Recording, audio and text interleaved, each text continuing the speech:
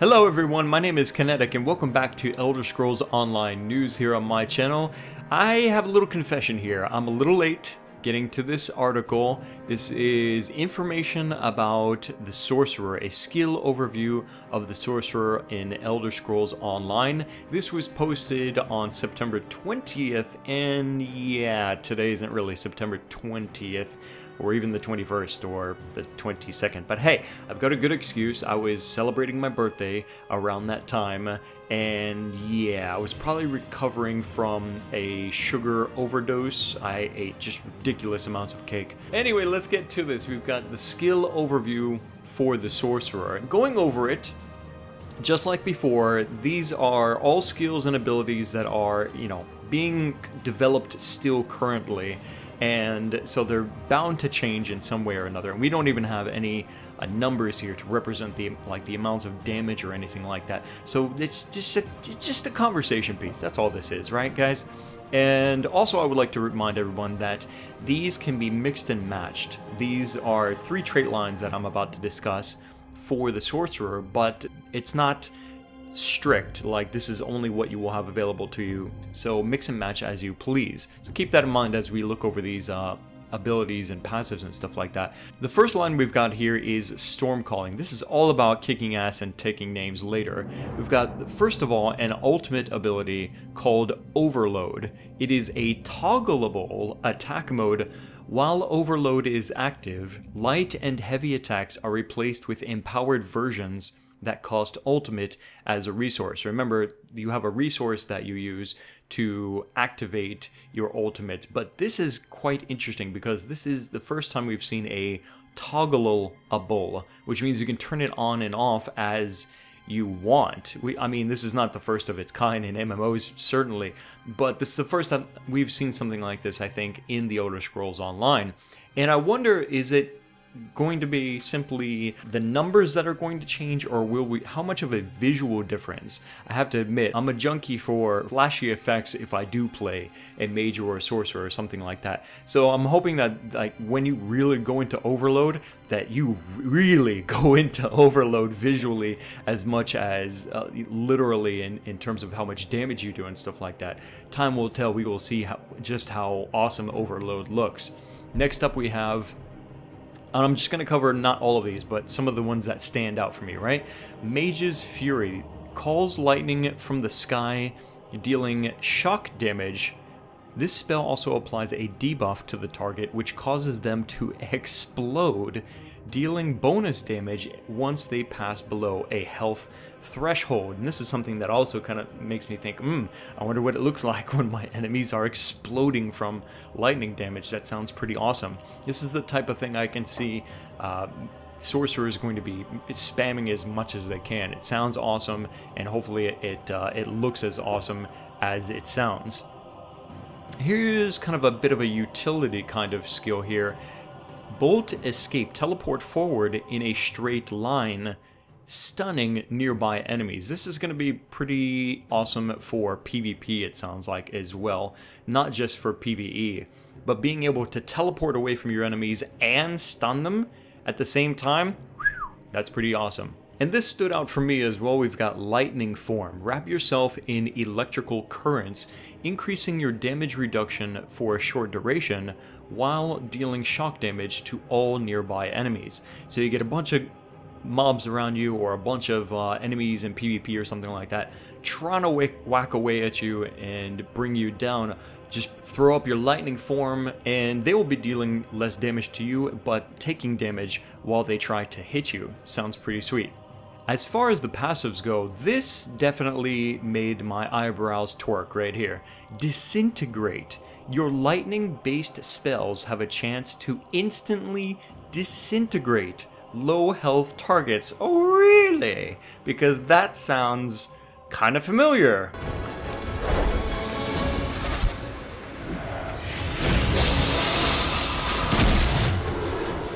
If I can do that, and I really thought that they were just showing off their CG abilities here. If I can do that, I think I will be erecting a huge monument in my pants. With Disintegrate? Oh yeah. That's good. Next up, we've got Dark Magic, and out of the three that we're talking about here in this video, Dark Magic is the most interesting to me. If I'm going to be rolling a Sorcerer as a main or as an alt, Dark Magic sounds really, really fun and really good for PvP. Let's go over them. We've got the ultimate skill, which is Negate Magic. Dispel enemy magic effects in an area.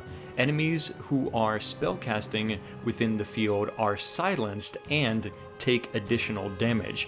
That sounds awesome. Can you imagine a bunch of sorcerers like Stormcallers, for example, coming in and they want to cast off all these nukes and AoEs and stuff like that, and you just roll up like BAM! And all of that stuff is dispelled, they're silenced, and then all your buddies start beating the crap out of them because they're taking additional damage from Negate Magic. That sounds awesome. That sounds like it would ruin a Stormcaller's day in a flash.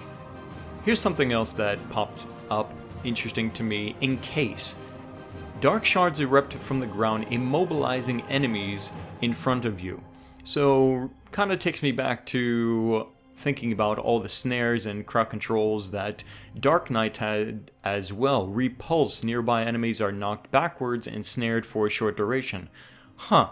Okay. Rune Prison. Seal an enemy within a runic prison. Imprisoned enemies are disorientated but benefit from increased health regeneration while affected. Okay, so that's 1, 2, 3 crowd control abilities for Dark Magic. At this point, I was thinking when I first read this article, I was like, wow, I hope that there's not going to be an excessive amount of crowd control abilities across the board with the different classes that we have in the Elder Scrolls Online. Because if there's one thing, honestly, to me, if there's one thing that really takes the epic out of PvP, is an overabundance of crowd control abilities. Now, I'm not going to name any names, but there's MMOs out there that have gone like just full retard when it comes to adding crowd control abilities, stuns, knockbacks, fears, and just all this stuff. And it's really frustrating when everybody is just crowd controlling. You know what I mean? And you completely lose control over your character for the majority of the fight until either you get lucky and your enemies happen to have just died from trying to crowd control you, or they end up crowd controlling you and their buddies end up beating the crap out of you in the process. So I'm hoping that they're keeping this in mind, because yeah, I really don't want to see that as a problem in Elder Scrolls Online's PvP. Daedric Mines. Summon 3 mines in front of you. The mines take a few seconds to arm themselves, after which they immobilize. Oh boy. So yeah, if you really want to troll people in PvP, Dark Magic looks like it's gonna be the way to go. But I'm looking at this and not so much, I mean, I'm pointing out for PvP, right? But to me, I also think that this would be really great for PvE, right? Like, this would be a huge advantage to any dungeon run. Somebody running Dark Magic that has all of these awesome crowd control abilities, then it's going to be a smooth run, I think. With any Dark Magic Sorcerer in your party, it's probably going to be a smooth run. Alright, let's look at a couple of the passives here. We've got Blood Magic. Hitting an enemy with any Dark Magic skill heals you for a small amount. That's kind of nice. Exploitation. Increases your critical strike chance when attacking a target affected by Dark Magic. So it's not all about crowd control either. There is definitely some damage being dished out by Dark Magic casters, but it is definitely a lot of crowd control, maybe even too much. Third and finally, also very interesting in its own way, is the Daedric Summoning. We've got a lot of pet class things going on here. Ultimate. Summon Storm Atronach. Summons an immobile Storm Atronach at the targeted location. Enemies in the area are stunned and take shock damage.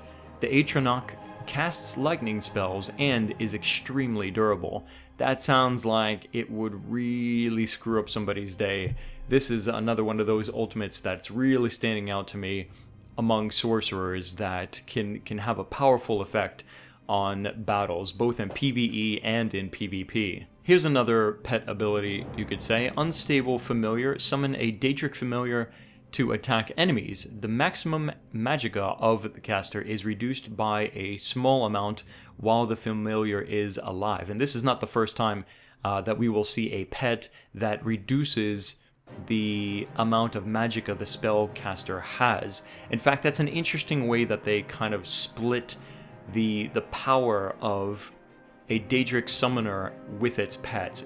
That they didn't necessarily make the caster weak by default and needing the pets in order to supplement and add to what they can do. Instead, it seems as though Daedric summoning means you have power, but every time you call upon a familiar or some kind of pet to go with you in battle, it means that you become less effective as a caster, and that's totally fine if you want to be a pet commander type of caster. Daedric Curse.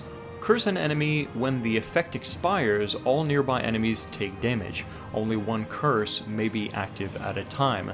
That's kind of reassuring to know that there's not going to be multiple curses at the same time being applied to any one enemy, because that could get really obnoxious as well. If a bunch of people can curse you, or if a single caster can maybe curse you in multiple ways and just completely lock you down from being able to do anything. Again, it can be a real buzz killer when you don't have control over your own character in a game. Here's another pet we've got here. Summoned Winged Twilight.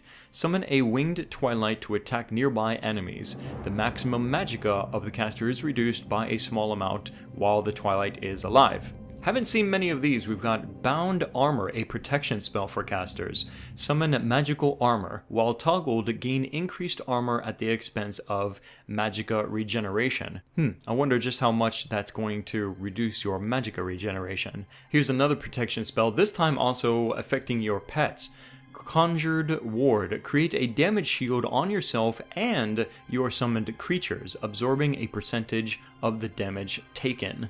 That probably lasts until either a certain amount of time or a certain amount of damage, or probably both, I would imagine.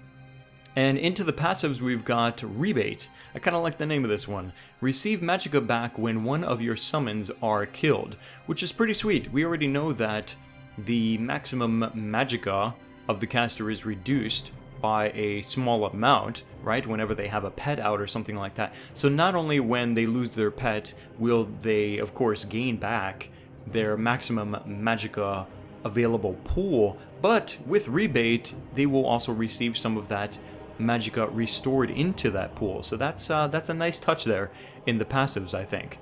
This is probably one of the most interesting passives for the entire line of sorcerers in their traits. We've got Power Stone. Reduces the cost of ultimate abilities.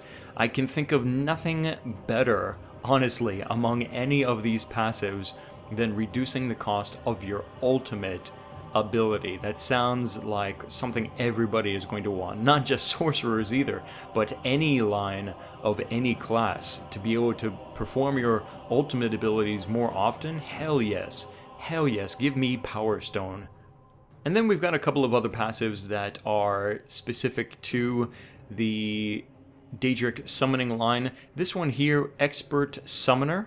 Your summoned creatures gain additional bonuses. Winged Twilight duration increased, familiar movement speed increased, and Atronach range increased. That's pretty nice. I like that. You'll definitely want this passive if you're going to be focusing and specializing in pet commanding for your sorcerer. And that, my friends, is a quick overview of the sorcerer skills and passive abilities in the Elder Scrolls Online. I think overall things are looking very good, some things that you expect, and some interesting abilities and ultimates that are nice new twists to things that sorcerers can do in the Elder Scrolls Online. The only concern I had was how maybe there might be a little bit too much crowd control going on, not just with Sorcerer, but with maybe other classes in general, and how this might affect PvP, but it's certainly looking interesting, and I think that ZeniMax will definitely be paying attention to how the different abilities that they are creating may affect PvP battles. For all the details and the full rundown from this article, definitely check out the link in the description of this video, which will take you to this Tamriel Foundry article. Again, thank you guys over there for posting this awesome information. I hope you guys don't mind that I am doing a little bit of quick impressions about the stuff that you're posting. I want to know what you guys watching think about this article and of the Sorcerer in general down in the comments section below. Make sure you click the like button and stay subscribed for more Elder Scrolls Online news coming up soon. My name is Kinetic, and I'll see you guys next time.